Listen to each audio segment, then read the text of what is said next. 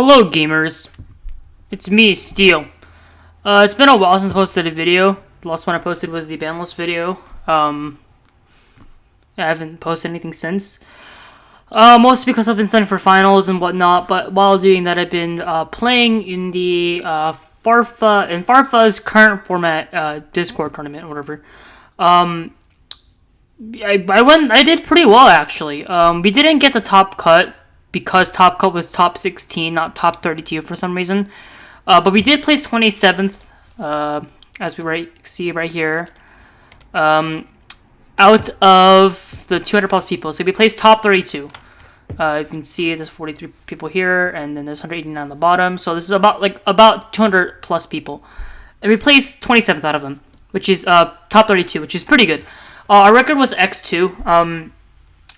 I'll give a quick breakdown of the tournament before I get into the deck profile itself. So, round 1, we played against Plants.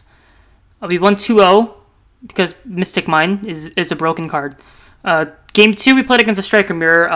We lost 2-0 because my opponent was the luckiest player in the world, I guess. He just top-decked everything he needed to, screw my ass 10 ways and back.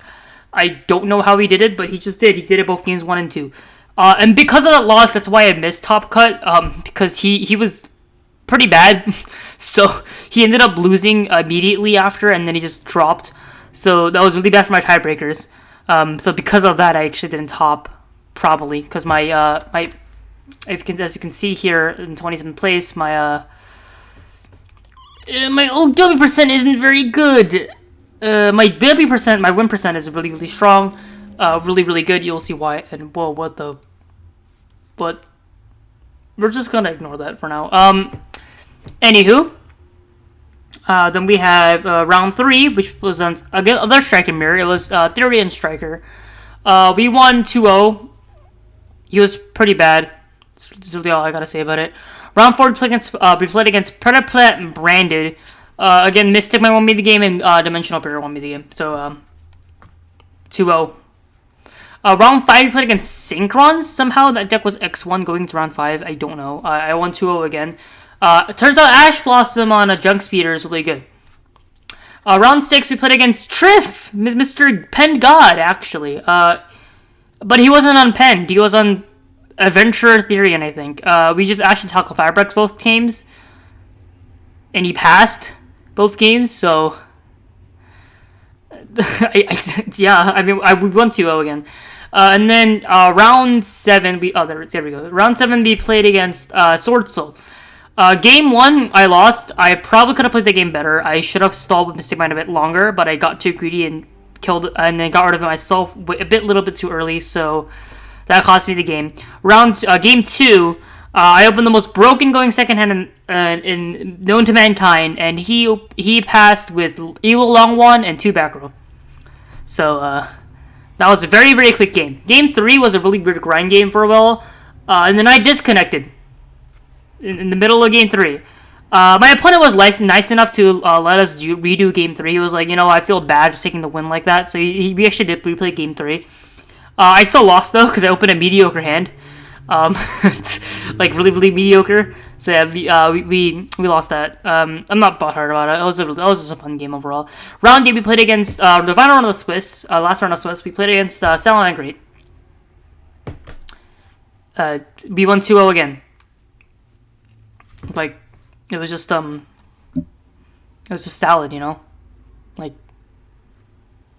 nothing really else to say, man. it was just salad. Yeah, so overall I did pretty well.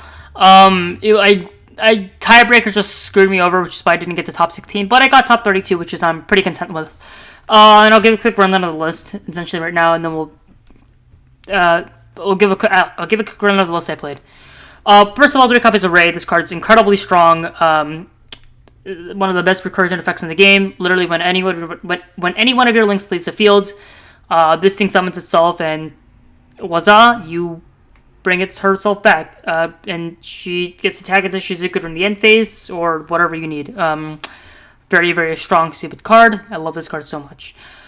Second thing is that this card also, the first effect also matters a lot because it lets you dodge cards like Veiler. or you can like dodge spot removal, like don't punish your opponent has it for some reason. So yeah, overall really strong card. Rose isn't as good as Array. It's still an okay card. It's incredible in the mirror though. This thing lets you do so many weird interactions in the mirror. I'll probably make a Striker guide eventually.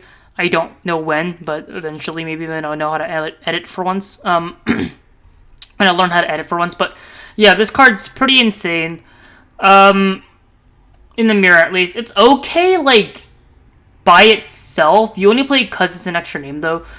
You could 100% play one copy of this if you want. I just like playing two because I like having the extra name. It doesn't really matter. Then you have hand traps, 3 Veiler, 3 Ash, 3 Imperm. Normally you'd play more hand traps than this, but right now the format doesn't like really need you to play more than that. So I was fine just playing just these 9. These worked fine. They just acted like hand traps. Not really nothing else to say. Third copy is a Widowmaker. This card's insane. This card's like one of the best forms of interruption in the game. Mind control, a quick effect mind control, and it also negates effects. Just stupidly overpowered for no reason. This card is unlimited for some reason also, so we're playing 3 of it. 2 copies of Shark Cannon. You could play one of this card. I just like 2 because I think it's good against decks that are like really good around the graveyard. Namely decks like it's called Branded, which I want to play against one of the entire tournament. I don't know how. I played against like one meta deck the entire tournament, which was exactly sorry, I guess 2 technically, Chronic Striker, which is Sorcerer Striker exactly. And these Strike Cannon is good against Striker, but it does jack shit against Sorcerer. So yeah, this card's still pretty good enough, I think, to play at 2. You can play one of this card. It doesn't really matter. I just like playing 2 because of like old Striker habits. Also, you can revive hand traps your opponent controls or like opponent's Baron if you have it in the graveyard or Sorcerer. So yeah, I have 2 copies of Aftermirrors. You have to play 2 of this card. This card's crazy. Lets you clean up really murky board states where your opponent has like some like weird stuff on board and you can't really out with your monsters. So this just lets you clean that up. Also, it gets rid of back row too, which is like really good in like a really slow paced game. This card just really cracked, especially if Rose in graveyard and your opponent has a monster in extra monster zone. You can just bring back Rose and also negate something on top of that. It's such a strong card. You have to play 2 of this at least. You have to play 2. There's no question. You don't play 3 of this card. It gets way too breaky if you play 3. But 2 is the perfect number. One copy of Area 0. It's just Area 0. It does stuff. It sometimes comes up. That's really it. That's the only reason to play it. You have Ego Booster. I see people like kind of hate on this card. This card, I think it's really broken. It lets you dodge a lot of removal.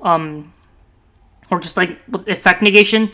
It's really strong against cards like Imperm or Ash Blossom because you can just like, okay, lets you fully resolve access code line, preventing Hal, Celine, or access code even. Or you can guarantee resolve a Kagari or Shizuku by just having this Ego Booster, because then you can search for your engager at that back. This card is just incredibly strong. It also lets you like it just lets you dodge so many things. It's basically an Shikabi call by the way. It's incredibly strong.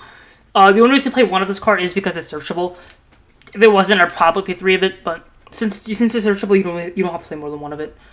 Also, funny thing you can do with this card is that if you pass an access code, you can't kill him. If you have a set Ego Booster, you just have a big, ineffective 5,300 attack point monster, so your opponent can't really do anything. So you just pass, and then since this thing spells before destruction anyways, you just go your turn, and then you just pop everything they have and just swing for game again. Anyways, it's a really funny card. Then we have Engage. It's Engage. I don't really know what to say about it. Also, Moltero is also insanely cracked. These are I don't have to speak anything about these. These are both just insanely strong cards. Then you have Horror Drones. This card is just an extra name. That's the only reason to play it. Then we read Rhoda, extra name also. And then we are playing triple copies of Mystic Mine. So this card's incredible, to put it simply. This card does so much. It lets you resolve your striker effects without having to worry about anything. It lets you like stall for time, or not stall for time. Sorry, stall for cards. Like you dig into your important card. Lets you dig for your important pieces and shit. This card's incredibly overall. This card's so strong. And you have the Terraform to search the Mystic Mine, of course. Then we have Mind Control, Change of Heart. We're blinding second with this deck, if you couldn't tell by just looking at it. Since we're not playing any of these guys in the main deck. We'll get to these later. These cards are incredible. Force Negation lets you also, if you take like a monster but change your heart, you can crash over an opponent's monster. These cards are extremely strong board clearers. They let you also, you can also link these off for your own monsters, like what's it called, Zeke, or you can send them up like multi-roll or Area Zero. These cards are just incredible. You're 100% playing these if we're going second. You have one copy of Hollow of the Grave. It's called by. This card's really strong. I don't really know what else to say. Then you have Feather Duster, and then 2 copies of Cyclone. This is just main deck background removal. I don't really know what else to say. I just like having... This is 3 copies of main deck background removal. There's nothing else to really say about this. You have 2 copies of Desires. I have really mixed feelings about this card. Like, sometimes this card's incredibly strong. It lets me draw to anything I need, and just like, I just win on the spot on this card resolving. Other times, I banish all 3 copies of Engage, and like 2 copies of Widow Anchor. So...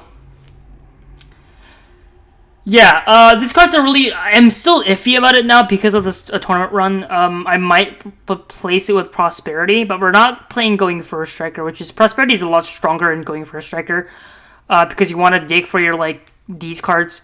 But we're going second, so having Desires just going second is probably better, because you can deal damage to Hayate and stuff.